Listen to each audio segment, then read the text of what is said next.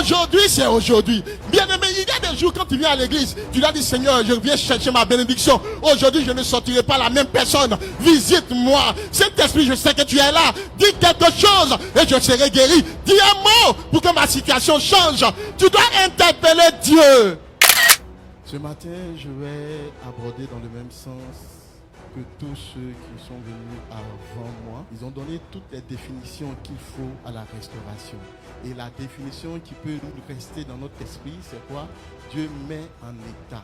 Mais en bon état, ce qui a été caché. Et ce matin, je voulais dire que il y a des indicatifs, il y a des choses qui permettent à Dieu de restaurer nos vies. Alléluia. Et ces choses-là, lorsqu'elles sont activées, la restauration est manifeste. Regardons un peu la vie de tous ces leaders dans la Bible. Il y a une action que chacun d'eux a pu poser qui a attiré l'attention de Dieu. Alléluia. Donc tu as ta part à jouer. Si tu croises les bras, la restauration ne viendra pas vers toi. Les chrétiens qui sont là, qui ne veulent rien faire, et puis la seule chose qu'ils attendent, ils ne peuvent pas prier, ils ne peuvent pas jeûner, ils ne peuvent pas adorer Dieu, mais Dieu restaure eux. Bien aimé, Dieu ne peut pas te restaurer tant que tu ne poses une action. Dis-moi amen. Les chrétiens fainéants, nous sommes fatigués d'eux. Alléluia. Les gens qui tendent toujours la main, qui pensent que Dieu va libérer une parole du ciel sans qu'il ne fasse quelque chose. Je ne crois pas en ce Dieu. Moïse a posé un acte, Daniel a posé un acte,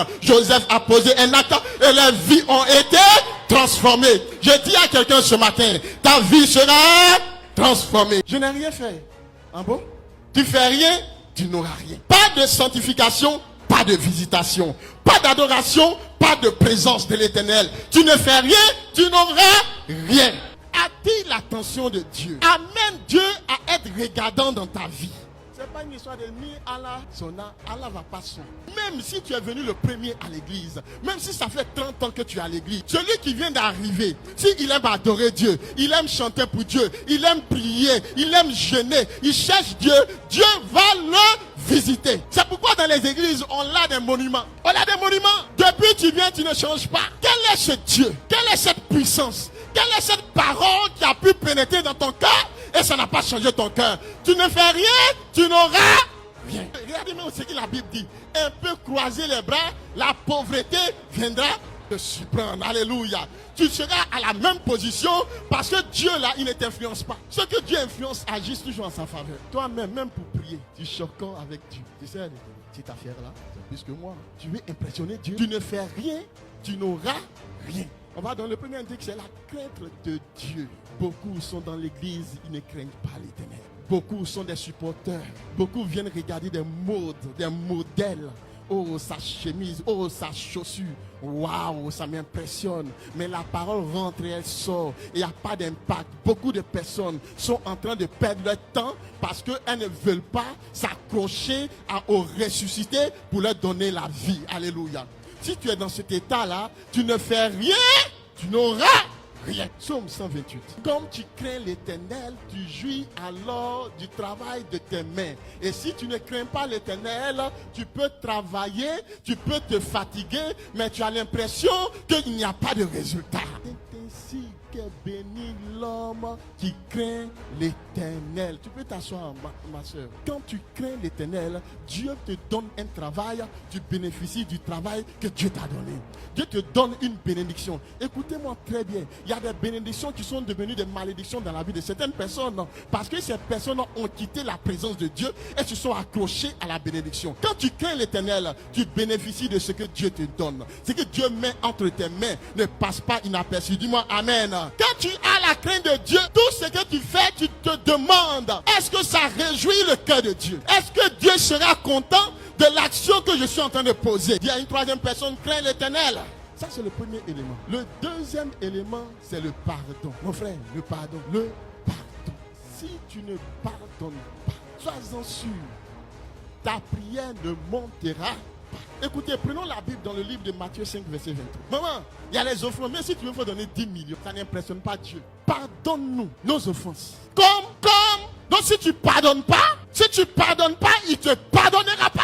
Pour moi, là, je ne laisse pas tomber. Toi, tu es chrétien, Demande à quelqu'un, tu es né de nouveau. Tu as gardé ça dans ton cœur. Jusqu'à c'est devenu monument. C'est devenu, puis tu t'en vas devant ton Dieu pour lui dire, Seigneur, souviens-toi de moi, sauve-moi. Il te regarde et dit, waouh, il est très audacieux. La vie est comme ça. Aujourd'hui, ils vont marcher sur ton pied. Demain, ils vont dire, oh, gloire à Jésus. Ceux qui disent, tu es bon, c'est eux qui verront des choses sur toi demain. La vie est faite, hein? Si. Il y a des prières qui n'ont pas été exaucées. Ton cœur est dur.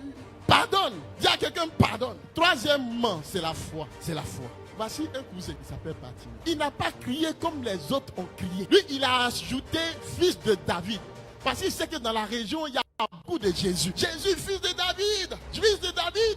Aujourd'hui, c'est aujourd'hui. Bien-aimé, il y a des jours quand tu viens à l'église, tu dois dire, Seigneur, je viens chercher ma bénédiction. Aujourd'hui, je ne sortirai pas la même personne. Visite-moi. Saint-Esprit, je sais que tu es là. Dis quelque chose et je serai guéri. Dis un mot pour que ma situation change. Tu dois interpeller Dieu. Il y a deux personnes qui ont arrêté Jésus.